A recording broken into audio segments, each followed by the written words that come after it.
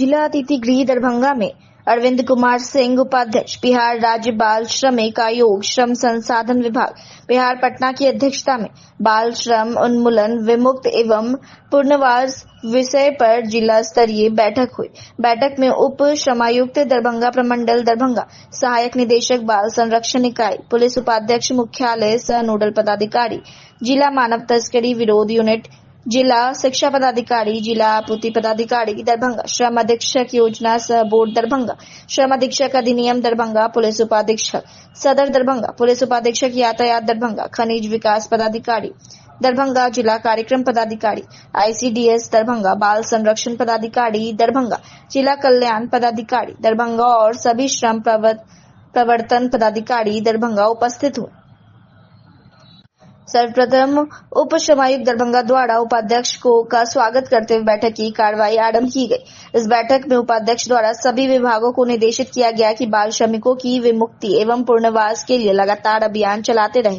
उन्होंने दरभंगा जिले में बाल श्रम उन्मूलन के लिए किए जा रहे कार्यों की प्रशंसा की एवं निर्देश दिया गया कि प्रयास आगे भी निरंतर जारी रहना चाहिए। उन्होंने बाल श्रम उन्मूलन के क्षेत्र में 100% सफलता के लिए अधिकारियों को परामर्श दिया कि वे आपसी संयम बनाकर बाल श्रम के विरुद्ध जागरूकता अभियान लगातार जारी रखें, जिससे गरीबों के बीच भी यह संदेश पहुंचे कि बाल श्रम एवं सामाजिक कुरीति है और समाज के सर्वांगीण विकास में बड़ा बाधक है। उपाध्यक्ष ने संवाददाता को संबोधित करते हुए कहा कि बिहार के किसी भी जिले में बाल श्रमिक नहीं रहे। बाल श्रमिक की शिक्षा के लिए एवं पुनर्वास के लिए और क्या क्या आवश्यकता है, बाल श्रमिक को भी विमुक्ति के समय क्या क्या कठिनाई का सामना करना पड़ता है आदि बिंदु पर समीक्षा की गई। उन्होंने कहा कि सरकार का प्रयास है कि बाल श्रमिकों को आम जीवन से जोड़े। सरकार कई प्रकार की योजनाएं चला रहे हैं। उप श्रमायुक्त दरभंगा प्रमंडल दरभंगा ने कहा कि खेल दिवस के अवसर पर बाल श्रम को रोकने के लिए पटना मुख्यालय से भी जागरूकता वाहन को दरभंगा जिला भेजा गया। दरभंगा जिले के सभी प्रखंड एवं पंचायत में जागरूकता रथ के माध्यम से प्रचार प्रसार किया गया। सर्किट हाउस लहरिया दरभंगा से सरफराज आलम की रिपोर्ट, BTN न्यूज।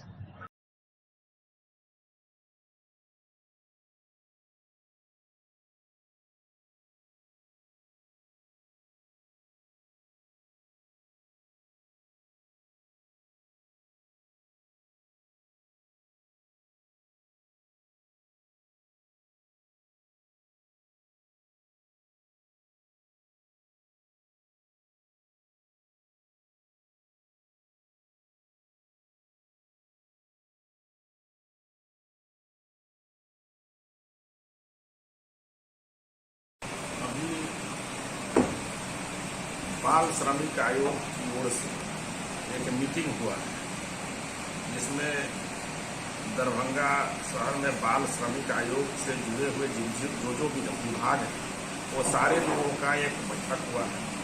उस बैठक में पहले तो मैंने जानकारी दिया कि शहर में हमारे यहाँ बाल श्रमिकों की क्या स्थिति है और अभी हम ज़्यादा प्रयास करने कोशिश किए हैं कि इसमें क्या कमियां हैं उसको पहले ढूंढें। पहले हमारे अंदर क्या कमी है उसको ढूंढें। उसमें सारे लोगों से हमने रिपोर्ट लेने का प्रयास किया है और उसके बाद इन कमियों को दूर करने का प्रयास किया जाए। बिहार के किसी डिस्ट्रिक्ट में कहीं भी बाल श्रमिक नहीं रहे, इसके लिए हम क्या कर सकते हैं। बाल श्रमिकों के शिक्षा के लिए, उनका पुनर्वास के लिए क्या हम कर सकते हैं, इन सारे विषयों पर आज बहुत गंभीर चर्चा हुई। चर्चा में हमारे सारे अधिकारी लोग थे और सारे लोगों से इसका रिपोर्ट लिया गया कि आप बच्चे को पकड़ने जाते हैं, क्या प्रॉब्लम होता है, बच्चा के साथ और क्या क्या कठिनाई होती है। ये सारे विषयों पर गंभीरता से चर्चा हुई और आगे इस कमियों को दूर करने का प्रयास करेंगे कि बिहार में बाल श्रमिक एक भी नहीं रहे और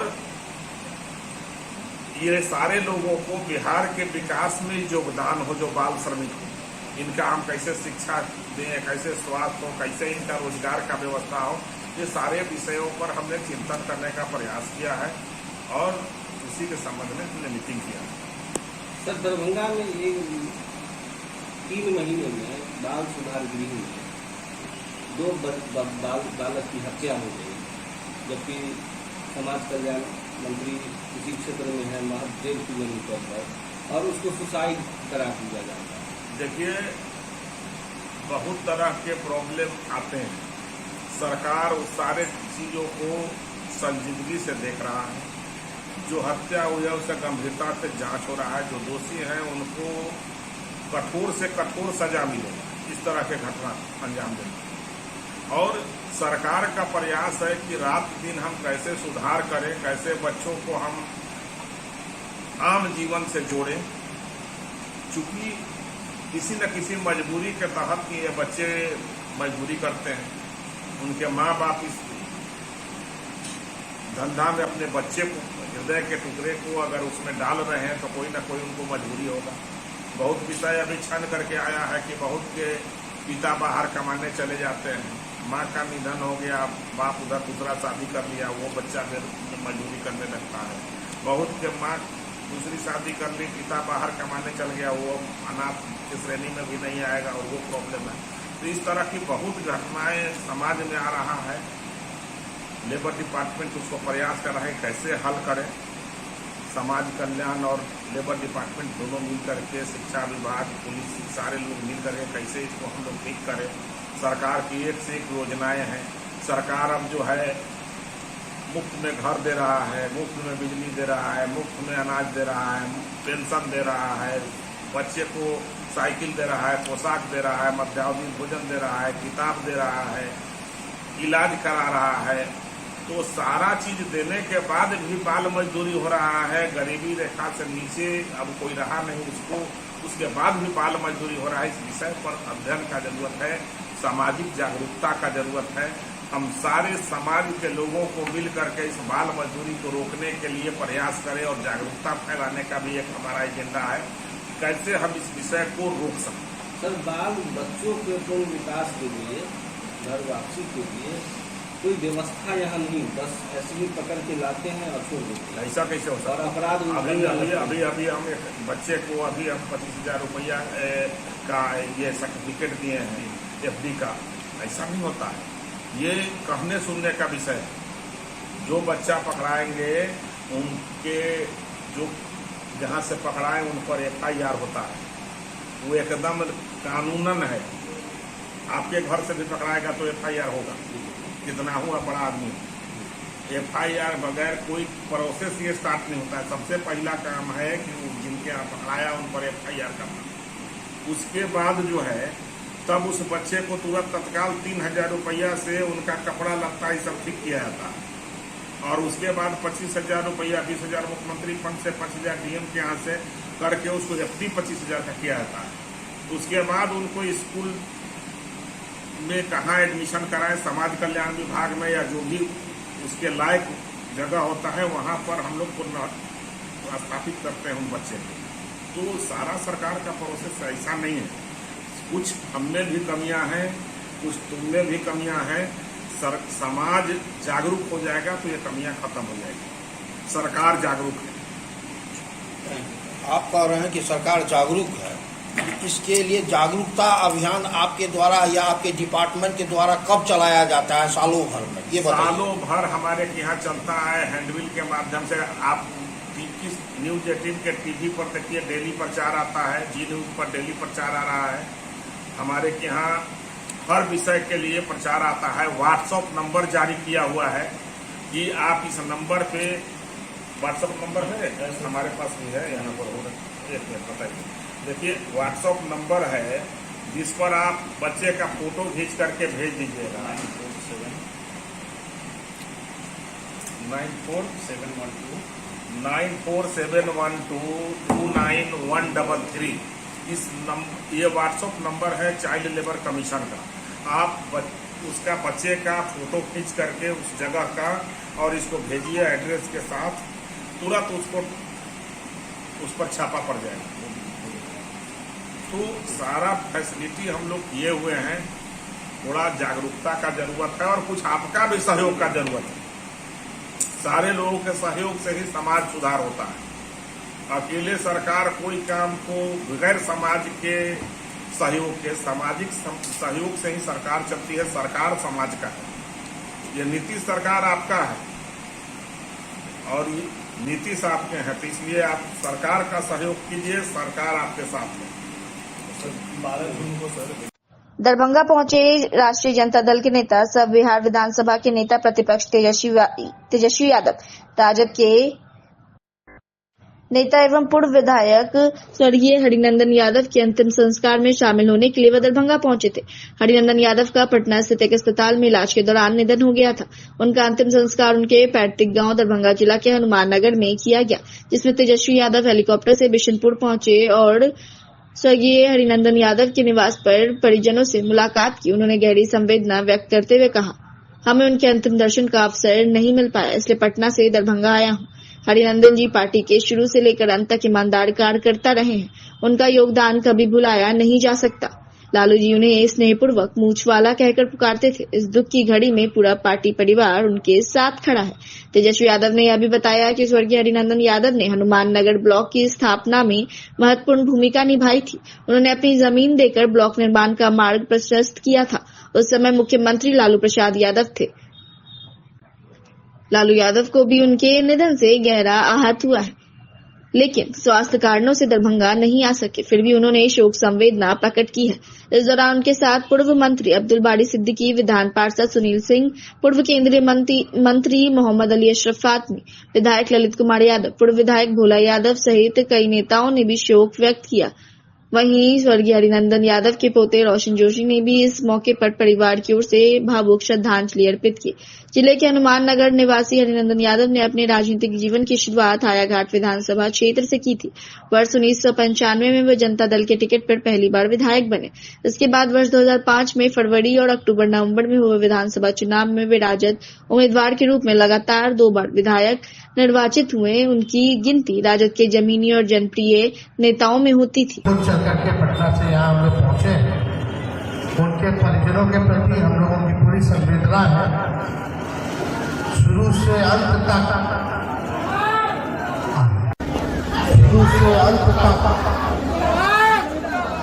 हरिनंदन जी पार्टी में रहे। पार्टी का ईमानदार कार्यकर्ता के रूप में उन्होंने काम किया।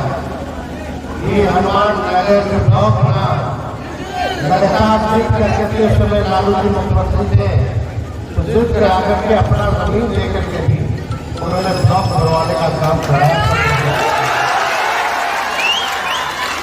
हमारे आश्वस्त है, इसलिए वो नहीं आ पाए। उन्होंने भी जो है संवेदना और दुख जो है प्रकट किया है।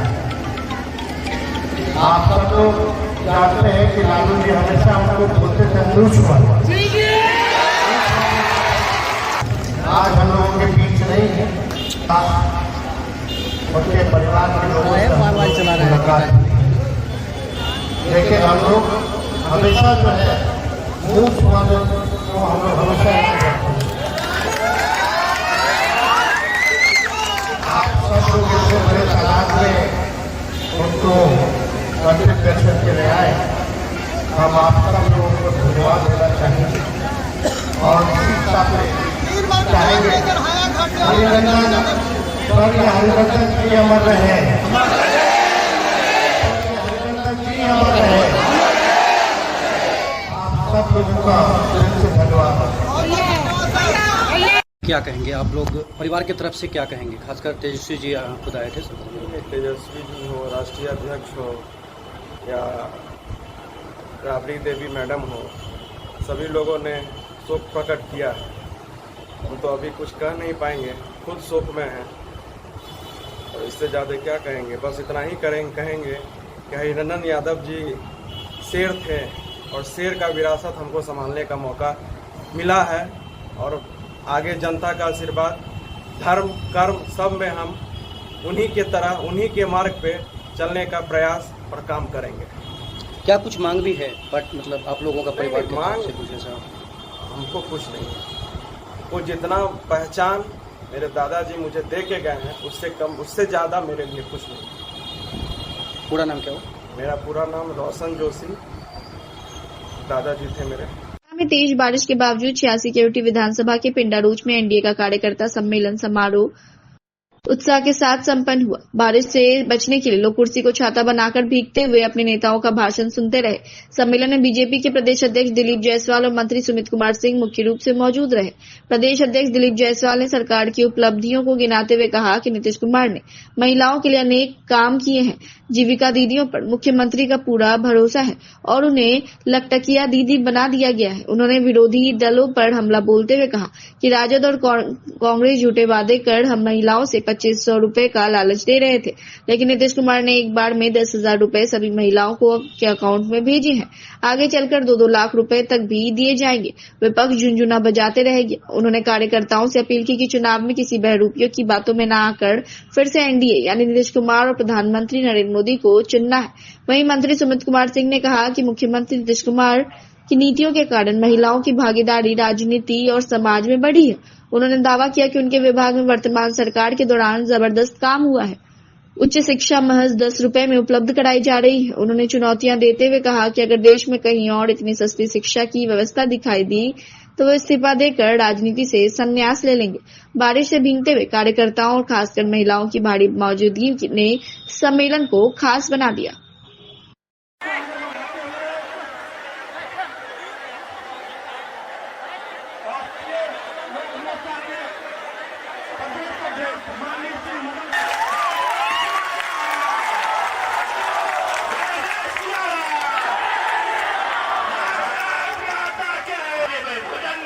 प्रसाद खाएगा अब प्रसाद अपने के है मुरारी मोहन गांधी अपने हाथ पर सब खिलेबे अच्छा से प्रसादी अच्छा से खिलाना चाहिए। 10,000 रुपया अकाउंट में देते की 10,000 रुपया अकाउंट में महिला के देते की भैया बहन खत्म 10,000 टका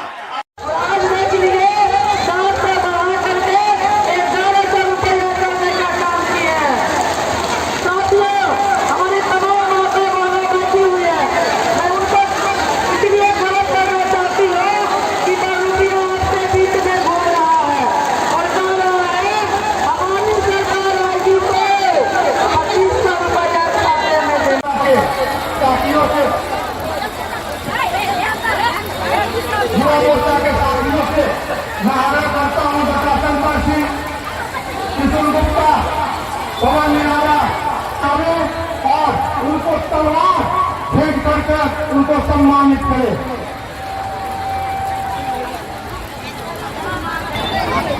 हम लोग के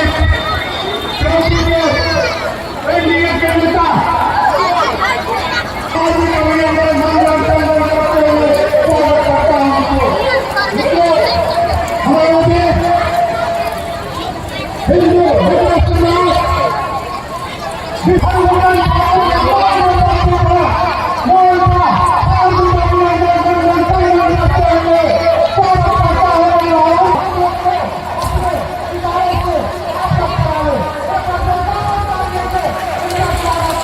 बड़ा बात है कि गांव-गांव में जीविका दीदी अब 10 टकिया नहीं लखपतिया दीदी है, लखपतिया दीदी।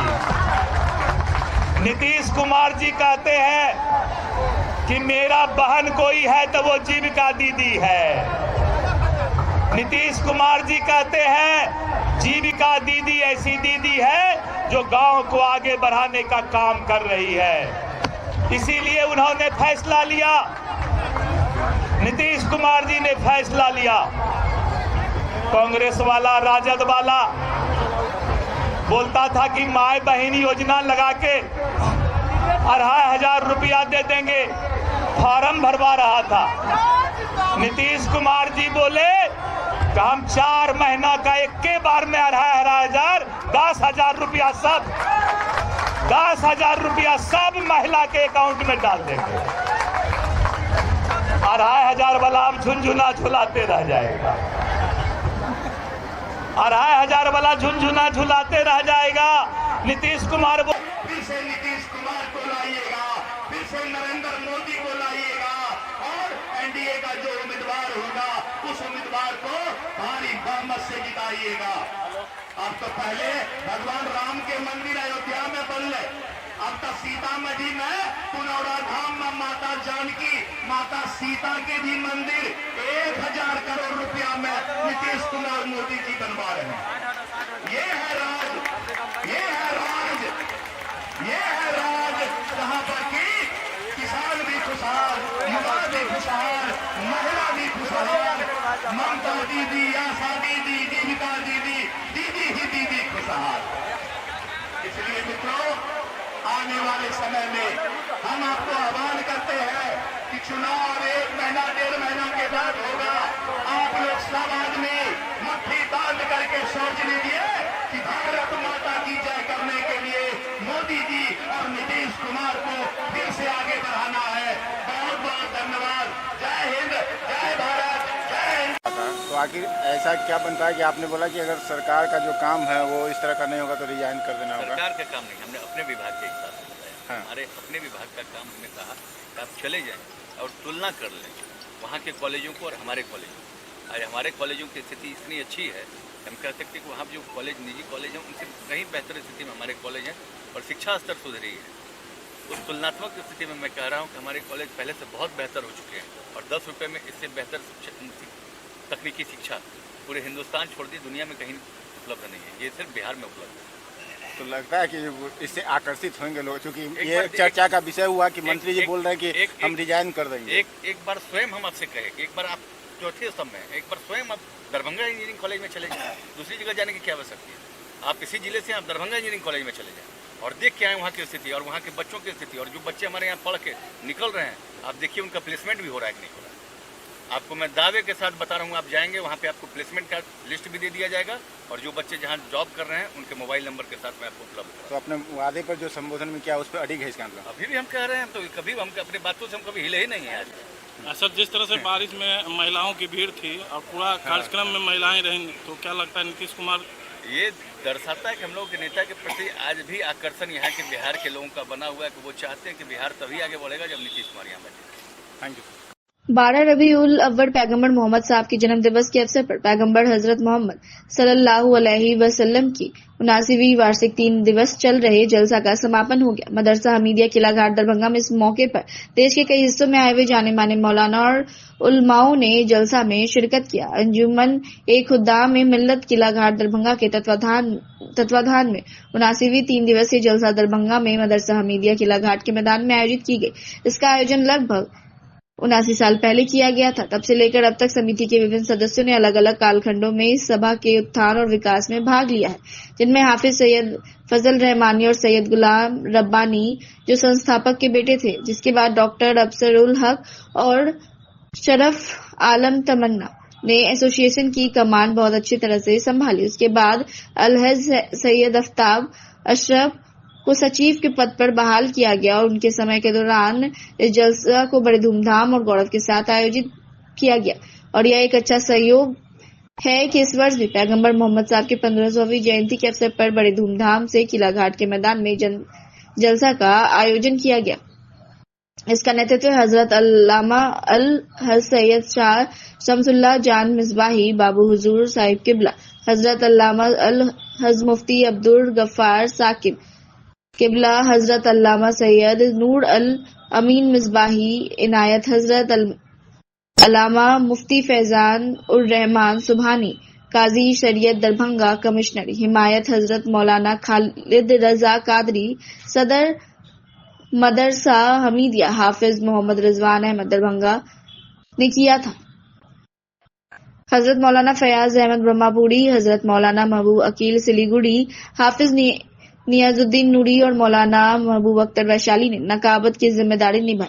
बैठक में इस्लाम के शायर हजरत हबीबुल्लाह फैजी मधुपुर, शायर इस्लाम शराफुद्दीन शरफ जौनपुर पुरी, अंदरलीब खुशनुआ शाकिर रजा नूरी पटना, कवि इस्लाम हैदर रजा नैनाघाट, कवि इस्लाम मोहम्मद रजवा अहमद दरभंगा और स्थानीय विद्वानों और कवियों ने भाग लिया। जलसा में कई लोग शामिल हुए। पैगंबर के जन्म की 1500वीं वर्षगांठ के अवसर पर अंजुमन ने मौलाना फैजान रजा अमीली द्वारा पैगंबर के जीवन पर एक पुस्तक सीरत शमा हिदायत प्रकाशित करके एक ऐतिहासिक कार्य किया है। इसे जनता को मुफ्त में वितरित किया गया है। बैठक के तीसरे और अंतिम दिन महिला सम्मेलन भी आयोजित किया गया था, जिसमें हजारों स्थानीय महिलाओं ने भाग लिया था। इन सभी कार्यों को करने में वर्तमान सदस्य जैसे संरक्षण अध्यक्ष, सचिव, कोषाध्यक्ष और सभी सदस्यों ने अपने कर्तव्य का पालन लगन से किया। तकरीबन 1996 से मेरा रास्ता यहाँ दरभंगा से हुआ है और मुझे लगता है कि मैं लगातार 18-20 साल आता रहा हूँ। बीच में ये 2 रोज़ा कुछ सालों के लिए हुआ था जो मैं नहीं आ पा रहा था। इस बार फिर से 3 रोज़ा यहाँ पे शुरू हुआ तो मैं हाजिर हो गया हूँ और इंशाअल्लाह हाजिर होता रहूँगा। यहाँ पे बहुत अच्छा लगता है, सब अपने लोग हैं, है ना। बहुत अच्छा माहौल पूरे हिंदुस्तान के लोगों के लिए अगर मिसाल दिया जाए तो यहाँ से वो तकरीर और उलमा की दुआएं सब सुनकर दे सकते हैं। शुक्रिया। कहाँ से आए थे हजरत? मैं पटना से आया हूँ, पटना सुल्तान थाने के पास से। बहुत बहुत शुक्रिया आपका। तो देख रहे हैं अब इनको विदाई समारोह है एक तरह से भेजा जा रहा है।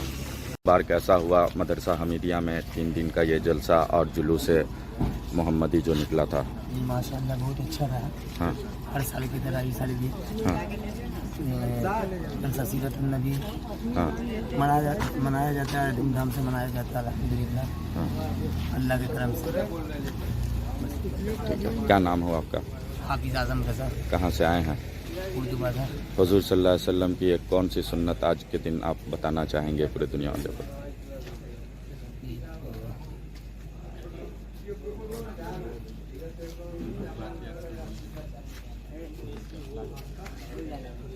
संदेश क्या देना चाहेंगे दुनियावासी? पैदाइश की खुशियाँ मनाते हम लोग। हुजूर इसी महीने तशरीफ लाए थे और इसी महीने वफात भी हुई। ये जानकारी दे रहा है, बहुत बहुत शुक्रिया आपका। नीयत जब साफ होती है तो कामयाबी इंशाल्लाह मिलती है। तो हम लोग की नीयत कोई दिखावा नहीं था, खिदमत का, कौम का खिदमत का जज्बा है। आप जैसा कि जानते हैं कि हम पहले से भी कई इदारों से जुड़े हुए हैं, तो खिदमत का जज्बा रहता है बेलौस। कोई सियासी मेरा मफाद नहीं है, कोई राजनीतिक मेरा जुड़ाव नहीं है। तो अल्लाह ताला नीयत से कामयाबी देता है। बहुत अच्छा रहा, आपका बहुत शुक्रिया, सब लोगों का बहुत बहुत शुक्रिया। आज बुक भी लॉन्च हुआ है जी, और आपकी तबीयत खराब है, फिर भी मैं देख रहा हूँ 3:30 बजे तक अभी आप लोगों की खिदमत कर ही रहे हैं कंटिन्यू। ये बुक के बारे में थोड़ा जानकारी दे दीजिए। बुक जो है सीरत की किताब है जी। आज ही के दिन लॉन्च हुई है। पेज नंबर 10 पर अंजुमन का नाम भी लिखा हुआ है और वक्त के साथ सब बदलाव होता है, तो थोड़ा बदलाव हुआ है, पहले से बेहतर हुआ है।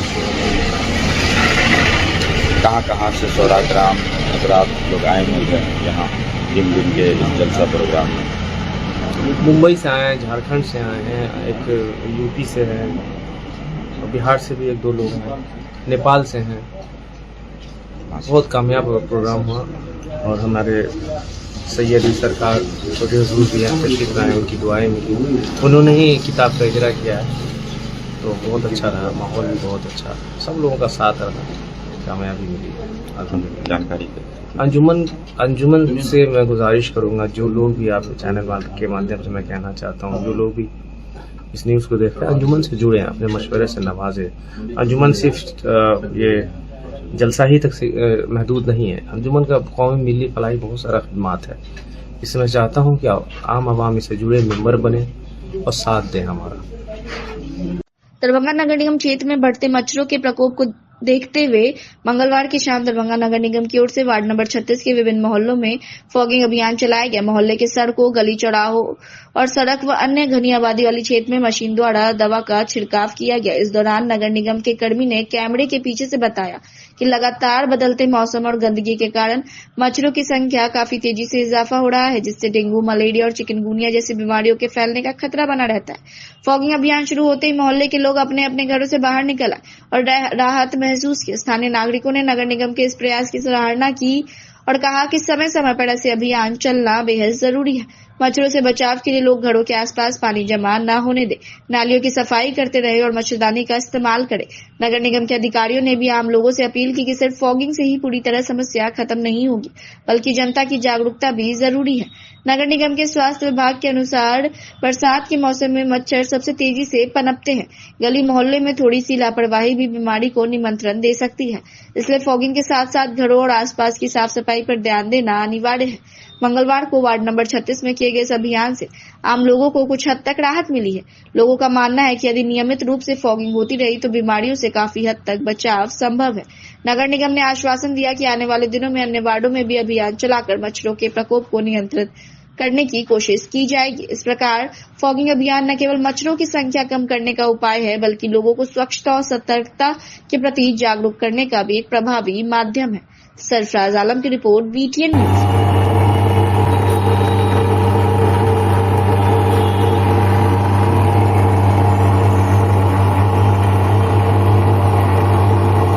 भाकपा बिडौल प्रखंड कमेटी के बैनर तले बिडौल के कमलाबाड़ी के सीलिंग से फाजिल बेनामी जमीन की रजिस्ट्री पर रोक लगाने, गरीबों को पर्चा देने, मनोर भोड़ाम पंचायत सरकार भवन को बीचों बीच बनाने, पंचायत में विकास योजनाओं में लूट का उच्च स्तरीय जांच कराने, बहेड़ी के सिरुआ में रोड निर्माण में अनियमितता को दूर करने, पर्चाधारियों को दखल दयानी कराने, पेयजल संकट को देखते सभी गरीब दलित टोले पर इंडिया मार्क चापाकल देने आदि सवालों को लेकर कल से ही दरभंगा जिला पदाधिकारी के समक्ष अनिश्चितकालीन धरना जारी रहा। धरना के प्रति प्रशासन के उदासीनता के खिलाफ भाकपा राज्य कमेटी सदस्य अभिषेक कुमार, बिडौल प्रखंड सचिव बैजनाथ यादव, लाल बहादुर सदा, बिंदे सदा, ललित पासवान, पलटन मांझी, मोहम्मद रिजवान के नेतृत्व में पोलो मैदान से आक्रोश मार्च निकाला गया।